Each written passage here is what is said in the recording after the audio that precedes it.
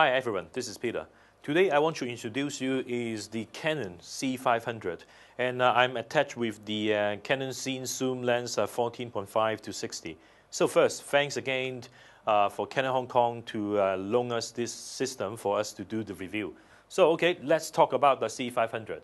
So for the body size, no matter body size and also the weight is pretty similar than the C300, and the only difference, or there are some difference in between each other. The biggest difference in between C300 and C500 is they can record 4K and 2K, but the C300 only can do the Full HD. So you will see the on the side, they actually put on another block of the system which doing the 4K. So that you see there will be an extra light, maybe two 3G SDI out, and also the monitor 1.2 out. So what is this used for? So the 3G SDI out is give you the 2K and the 4K out to a recording system to record 4K. What's that mean? So that means the original CF card in the C500 can only record Full HD only. So even you are talking about, okay, I only shoot on 2K. Sorry, you still have to through the 3G SDI to record onto external recorder. For example, like maybe keyboard quad from AJA or maybe Kodak. And hopefully in my future review, when I talk about the keyboard quad, and then I have a chance to borrow the C500 again, and then we are talking about the 4K workflows. And okay, so for the monitor in 1.2, probably you can set up, for example, like maybe you can show the result, for example, from the Canon log, or maybe even you can put on like maybe peeking into the monitor on this system. So it's a very convenience when you're doing the 4K. So other than 4K, you still got like the original connectors for the C300, for example, like the HD, SD, SDI out, Gen log, sync in, HDMI, headphone, SD card for photos, and then you will still got the same monitor system and also hand grip. The only difference in between the C300 and 500 is C300 in this part, actually this is a handle, but the C500, because they have built in a 4K processor in here, so they're not going to provide the hand grip. So if you're talking about like the handheld system, it will be a little bit not maybe a convenience. So you probably have to put on a rig system to get everything works. And other than that, as I said, okay, no matter the size and the weight, even the functions itself, they are pretty similar than the C300. Other than, okay, they have one more column which is talking about the 2K and also the 4K. So if you want to use this for maybe a low res shooting, for example, I want to shoot like maybe a Full HD 50i. So you must have to go to the 4K and 2K, and then in the system priority, you go to MXF.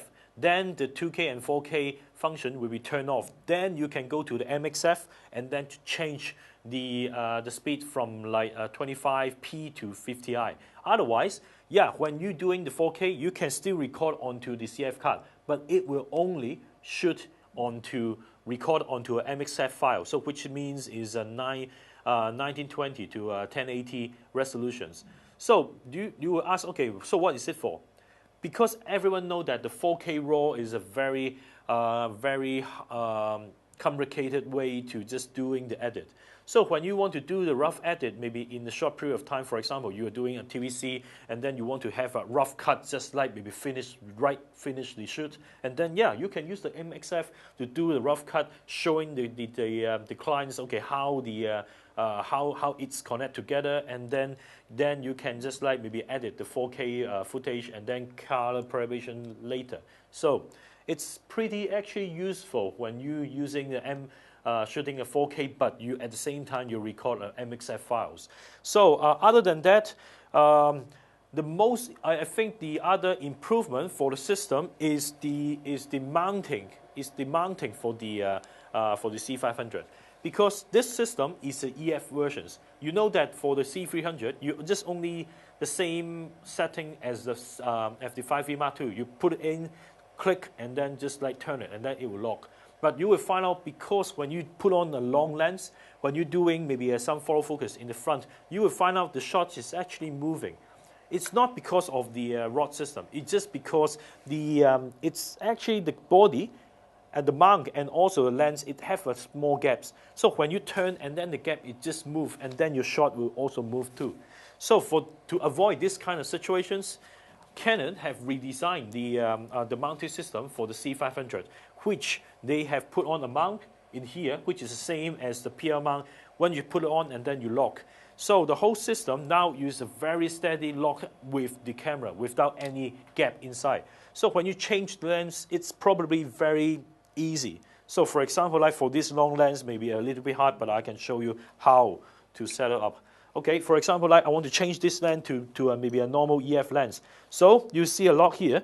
So I just turned to unlock this system.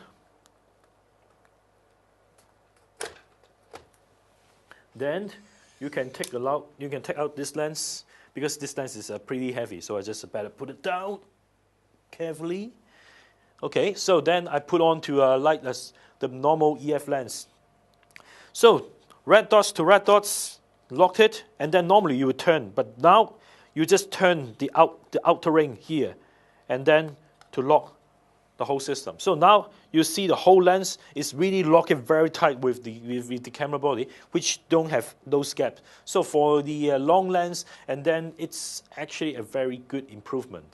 So so I think that's it for the C500 rough review. So if you want to have more information about this system, please visit ANS website.